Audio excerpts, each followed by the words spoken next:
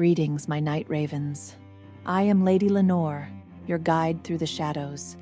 Tonight, I invite you into a place whispered about in fear. Avilla, Missouri, nestled in the haunted folds of the Ozarks. A place where roads wander where they shouldn't, where silence deepens into something alive, where even the fog listens. Tonight, my dear Raven, you are there. It wasn't supposed to be a detour, just a quiet drive back to school after spring break.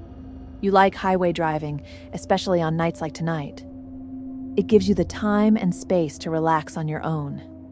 But somewhere between zoning out and zoning in on the radio, you missed your exit.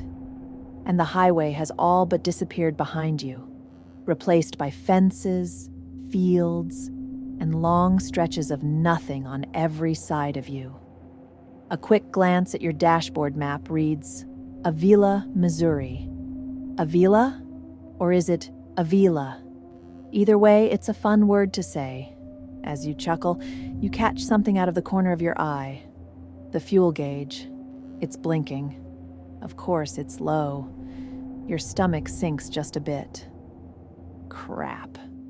Totally lost track. You mutter, nervously tapping the wheel.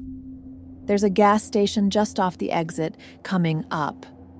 But even from here, you can see it's lifeless. Its sign flickering through half-lit letters. Not a soul in sight. Dead pumps. Dead lights. I know it's late, but wow. You think as you drive past the exit, no point in stopping if you can't pump anything. But you know you need to find an exit with a gas station. An open one. And soon. Thankfully, the next exit comes into view.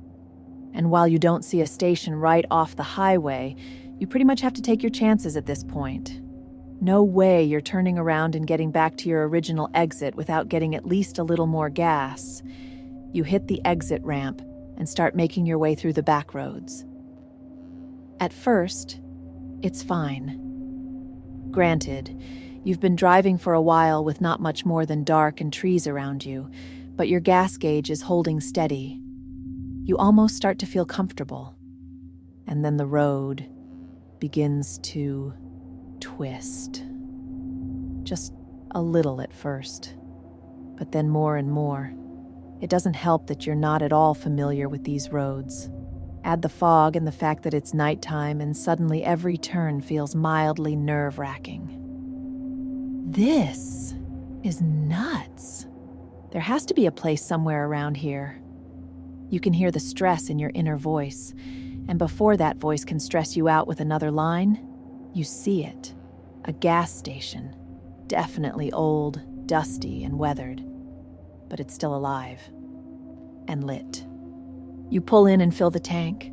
The night air is brisk, and you can see little puffs of breath coming out of you as you stare at the pump. The numbers keep going up and up and up. You love your Bronco. But man, it is a gas guzzler. But eventually the numbers finish, and you head into the station to use the restroom and grab a snack you don't really need, just to stay awake. At the counter, the scraggly man behind the register doesn't look up. He's engrossed in some book. To break the silence, you ask the question, how far to Springfield? You pretty much know the answer, but this is better than a cough, you tell yourself. The attendant still doesn't respond. Not immediately. Finally, he answers, you'll definitely be driving past midnight to get there. At least an hour and a half. At least. But hey, these roads can get a little strange after dark. You probably already noticed the fog. Sometimes it can mess with your headlights. Makes it real easy to drift into places you weren't headed. And for the first time, he actually looks you in the eye and adds, motel's just a little further down the road. You know, if you need the rest. You nod in the affirmative, and he smiles as you head out the door. You know there's no way in hell you're staying at some creepy backroads motel. You'll rest when you get back to school. It's only when you're back in your ride with the engine running and doors locked that you realize you had been holding your breath for much of that exchange with the attendant. You drive off the lot, back the way you came. One thing the attendant was right about: the fog definitely feels more prominent now. Heavier, pooling low, thick enough to swallow the road. And while the road is still winding, you're at least mentally prepared for it. What you're not prepared for is the radio fizzling out. Crap. You begin flipping between half stations and static, probably just rural interference. But man, it would be nice to have some sounds right now, even with the foggy roads. You glance at your phone, a strong 4 bars. Thank God. This was starting to feel like the start of a horror movie. You crack the driver's side window to feel and hear that cool night breeze on your face. And even if you can't go at full speed because of the road, it's nice. And then you hear it. Thump, thump, thump, thump. It's dull, repetitive, and faint enough to blend in with the drive at first. But each thump gets a little louder and a little clearer. You check the rear view, not really expecting to see anything, but you most certainly see something. A figure. Yes, blurred by fog and distance, but a figure nonetheless. A figure on a horse, a rider, far enough back, but closing the gap. Who the hell rides out here at this hour? Probably a farmer, probably a drunk one. But he doesn't seem drunk. Both he and his horse seem firmly in control. Behind you, those hoofbeats keep their pace, just fast enough to stay a just little faster than you. Then the absurdity hits.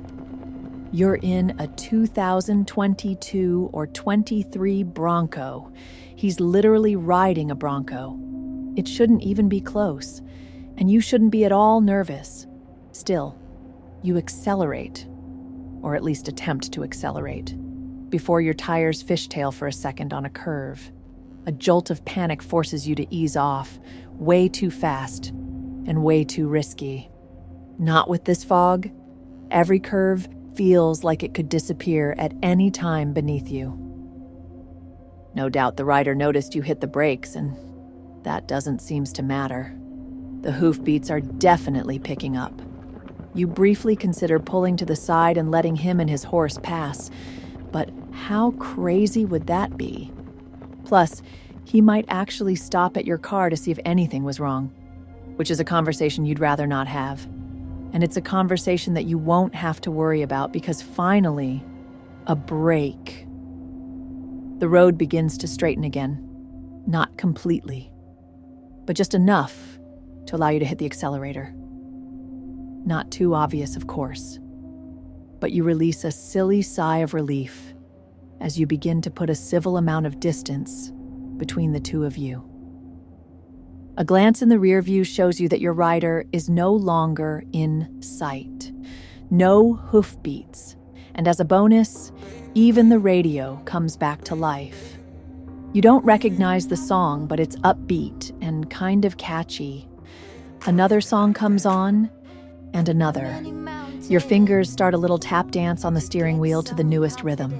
You're able to hum and mostly keep up with it as the song cycles through to the second verse and chorus progression. There's definitely an art and a science to mainstream pop music. There's no way you're changing majors, but maybe there's an elective you can take in a semester or two. Your fingers notice it before you do, the jolting of the steering wheel.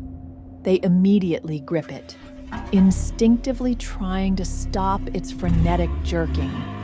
But it feels like the wheel might break off entirely into your lap. It's shaking that hard and that violently, just as chaotic. All the flashing lights coming from the dashboard. Check engine, check oil, and a few other symbols you've never even seen before. They're all screaming the same message. Pull over, and so you do. It's not entirely easy, but you manage to get over to the side of the road in a good spot. before it completely dies out. After the initial shock wears off and a few well-warranted profanities, a sudden chill hits you. The rider. You look in the rearview mirror. You don't just give it a glance. You stare long and hard, probably for an entire minute or 3. The road behind you remains empty. He most likely veered off on a path in the woods. Whatever. Back to the real-life drama at hand, you find the hood lever to pull and begrudgingly open the door. You step out into silence. Fog drifts low between the trees, catching the beams of your headlights like smoke in a spotlight. You pop open the hood, and several sensations hit you all at once. Antifreeze, engine oil, and other vehicular fluids. Their smells are full and metallic, and so intense you can taste them. The heat coming from your engine creates an odd contrast to the crisp air biting the back of your neck. After a few perfunctory moments of assessing the damage, you conclude, just as you expected, you have no idea how to fix this. You pull out your phone and start mentally preparing for a tow truck search. And that's when you hear it. Thump, thump, thump, thump. Immediately, your neck snaps behind you. You don't see anything, but the fog is a reason for that. It makes zero rational sense, but you instantly bolt towards the woods, praying that the fog gives you enough cover and you make your way far enough back. You feel tucked away from the echoes of your headlights, but close enough that you don't lose sight of your vehicle. You use one hand to shield your phone screen and the other to hold down the power button. Don't want to risk a chime, ring, or notification light. And you wait. Thump, thump, thump, thump. Louder. Thump, thump, thump, thump. Closer. Thump, thump, thump, thump. Slower. Then you see him. He approaches your SUV. Everything is silent except for the sound of slow crunching gravel. And of course, the thumping of your heart. You can feel it from your chest to your eardrum. The size of your vehicle makes it hard to get a good view of the rider. Maybe if you had run to the trees on the other side, you'd have a better angle. As he nears the front, you hold your breath, waiting for what the headlights will shortly reveal. You hear a drop, solid, certain, too heavy to be a bird or branch. The unmistakable sound of 2 boots hitting the ground. This time, you know it's 2 feet. You see the figure coming around the hood you left open. Your headlights tell the story before your mind can process it. 2 steel-toed boots. Yes, hulking figure. Yes, long dark rider's coat. Yes, an upturned collar surrounding a dark space of emptiness. Yes, where is his face? Where is his head? You take a small involuntary step back, and something small snaps beneath you.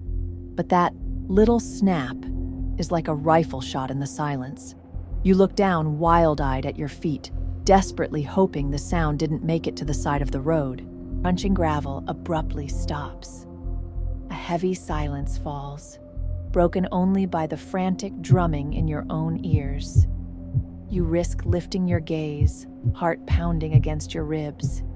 He hasn't charged, hasn't moved from his spot by the hood, but the dark void atop his shoulders, the entire hulking silhouette, is now facing directly towards the trees, directly towards you. He knows. It knows. You freeze, eyes locked on the figure as a swirl of mist momentarily clears just enough to reveal him fully. He stands impossibly still. Despite the absence of a head, you know he sees you. An unseen pressure, a certainty that chills you deeper than the night air, pins you in place. Slowly, deliberately, the rider reaches into his dark coat. Your muscles tense, breath caught painfully in your chest. You brace yourself, expecting the glint of an axe, a blade, anything. He withdraws. Not steel, but paper. An old yellowed parchment, seemingly ancient, fluttering slightly in the rider's gloved hand. With a slow, practiced motion, he steps to your vehicle and places it carefully beneath your windshield wiper. The gesture is oddly calm, purposeful. Without haste, he returns to his horse, mounts smoothly, and turns away. The rhythmic thump of hooves gradually fades, swallowed once more by the foggy silence. You remain rooted, scarcely breathing, ears straining into the darkness long after the hoofbeats have disappeared, the scent of cold, damp earth heavy all around you. The rider is gone, but something remains. A slip of paper tucked against your windshield, weathered and waiting. You don't move, but you know it is waiting for you. This is Lady Lenore, guiding you back to the light, if only for a moment. Sleep well, my children of the dark, and if you wish to return again, strike the like button, subscribe, and let the bell guide your way back.